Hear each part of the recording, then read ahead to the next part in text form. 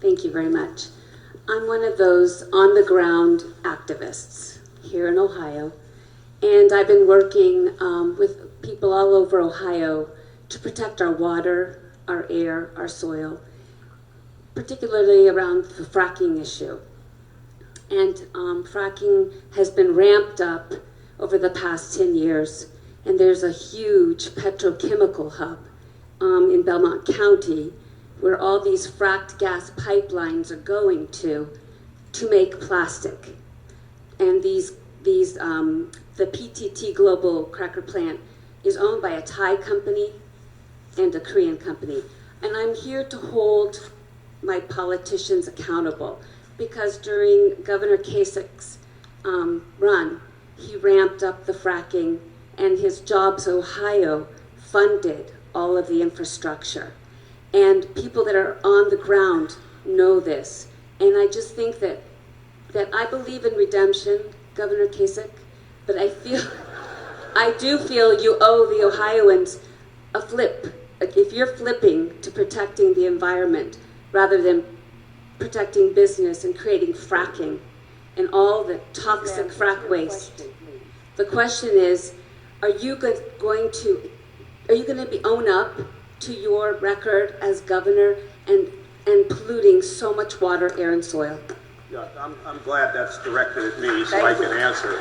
But no, the answer is I'm really pleased that we were able to do fracking, and we were very, very careful about the way we did it. And when we ran into any problems, we shut people down. And as I said, we were able to get ourselves in a position where we put rules on methane that were more strict than any other state in the country.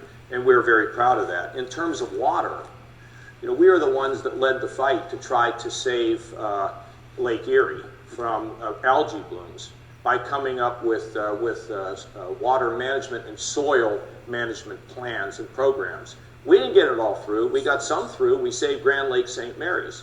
And I believe this is a giant issue. I think farmers have been frightened and it's not been right, but I think farmers do want to be environmentalists. They can manage their land, and it has to do with a nutrient management plan that'll work. And we've seen the results at Grand Lake St. Mary's, and we've seen some improvements in Lake Erie.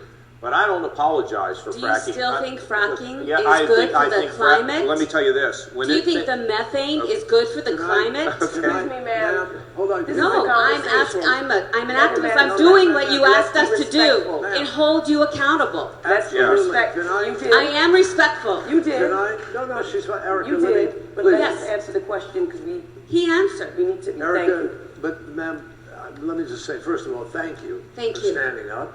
Thank you for coming here to do exactly the kind of thing we're trying to do. You're asking. All of us in public life have to answer for all the choices that we make, number one. Number two, when I called John and we talked about this, John was very upfront with me. He said, look, I have a view about fracking that is different from some people.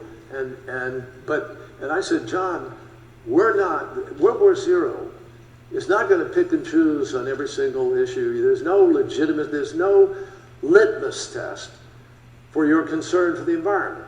I have a different view from him on fracking. We talked about it. But you know what? I am damn glad he is here as part of this coalition to get a conversation in this country.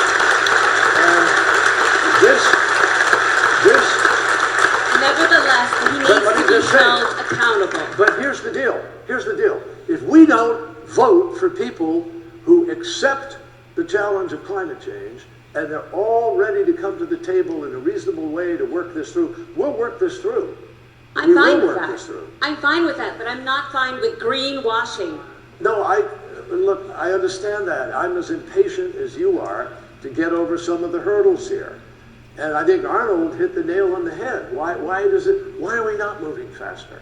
Why are we so stuck? We have 12 years. Well, and you're right, and that's exactly the framework that I put it in at the beginning of this conversation. But the question is, how are we going to break through the old habits and the easy subsidies? Why, in God's name, in this day and age, do we have subsidies for fossil fuel when everybody knows we've got to wean ourselves off of it over a period of time? The subsidies should be for alternative and renewable and sustainable energy, I agree. not for fossil I fuels. agree. So how, But Ohio has become a frack center. but here's Ohio has become a fracking center.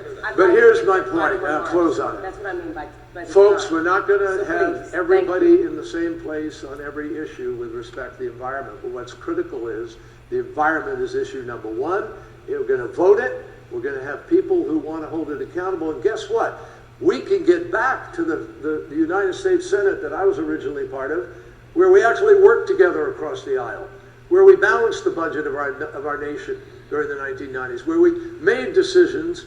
And we have to compromise to get there. That's the nature of a democracy. And you still need people who can speak truth to power. Absolutely. You better believe it. Thank you. You know what? You're never gonna get ahead by looking in the rearview mirror. Amen. That's proof positive that there's signs of life in this conversation and that we should be having it. And I'm very happy that you're all here, and thank you so much for your comment. And I just want to